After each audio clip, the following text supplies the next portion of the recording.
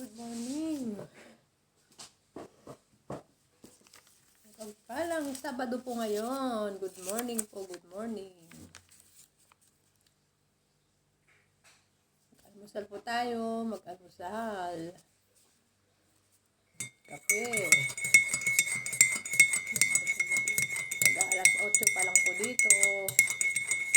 Mag-alas 8. Ayan po ang aking almusal.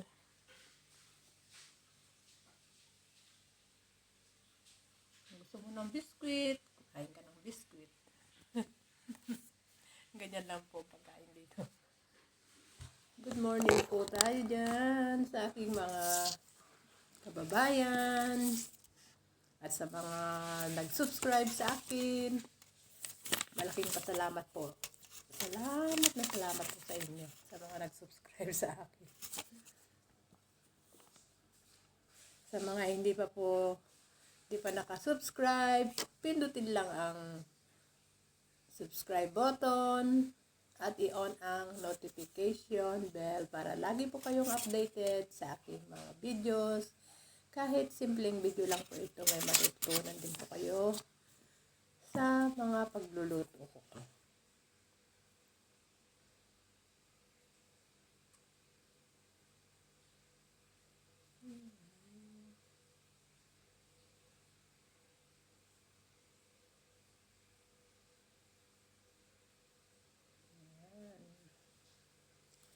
Ngayon po ay mag-almusal pa lang po ako, kape, sinangag at saging lang pong aking almusal. Hindi ko pa po alam kung pupunta ako kay Teresa dahil sa ngayon po ay marami kami plantsahin at hindi ko pa po alam kung ano ang aking lulutuin na pagkain niya. Pagkain namin siguro po ay lutuin ko na lang po yung pansit canton po. Lutuin ko para meron din po kaming maulam ngayon. Nagsusubscribe po sa akin. Sobrang salamat po at hindi po sa inyo, hindi po malalagdagan ang aking subscriber at sa mga hindi pa po nag-subscribe, subscribe naman po my channel, Honey Beng Vlog po. Salamat po and like and comment and follow po.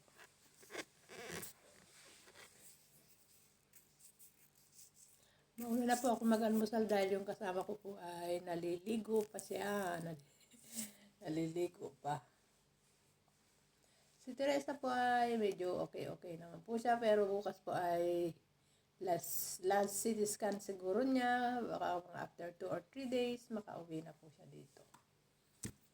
Matagal-tagal na rin po siya doon sa ospital.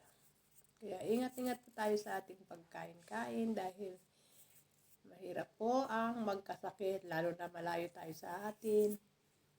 Mahal sa buhay kung nandito tayo sa ibang bansa. Magandang tanghali, hapon, gabi na po dyan sa Pilipinas at magandang umaga pa po dito sa ibang bansa sa Kuwait. Ayan po at ngayon po ay hindi ko pa po alam kung anong aking lulutuin na kanilang lunch. Siguro po ay magluto lang po ako yung kanin na may patatas.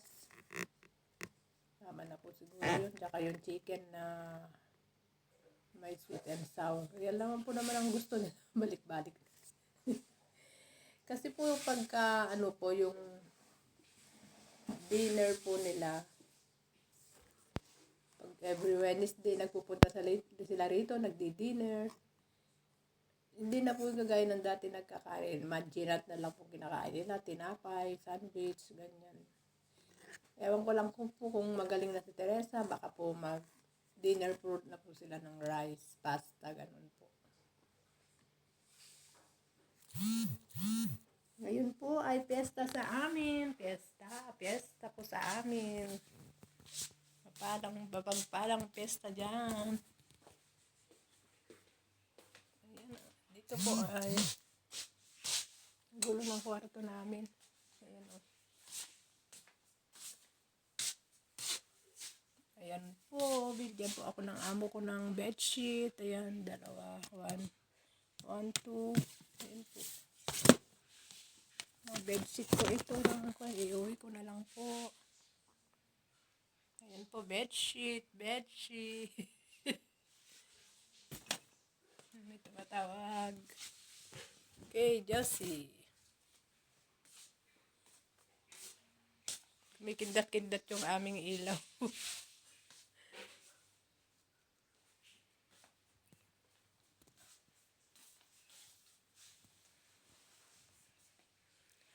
Sa ngayon po ay hindi ko po alam kung pupunta ako kay Teresa. Nasabi ko na po sa inyo yung kanina kasi po malami po kaming plantsahin. Kaya baka mga Monday na po ako pupunta doon. Ay, hindi po pupunta po kasi ako ng doktor. Baka Monday na po siguro ng hapon ako pupunta kay Teresa. Ganun po. Okay po, bye-bye po. Shout out na lang sa aking channel, Honey Beng Vlog. Please subscribe my channel, Honey Beng Vlog.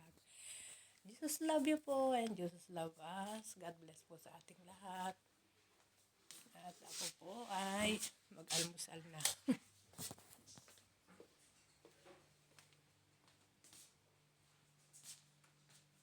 Almusal na po ba kayo? Tanghalian at hapunan na po dyan sa Pilipinas. Bye-bye po. Love you po. At inulit ko po, kita-kits na lang po tayo sa aking mahiwagang kusina. Hindi ko po alam kung ano lulutuin ko. Or mag-chicken curry na lang po ako. At pamsit canton. Yan po ang gusto nila. Yan na lang po. Bye-bye po. Love you po. Bye-bye. Ingat po tayo palagi at ingat-ingat po tayo palagi. Lagi tayo po sanang gabayan ng Panginoon sa araw-araw nating trabaho. Maraming salamat po at God bless po.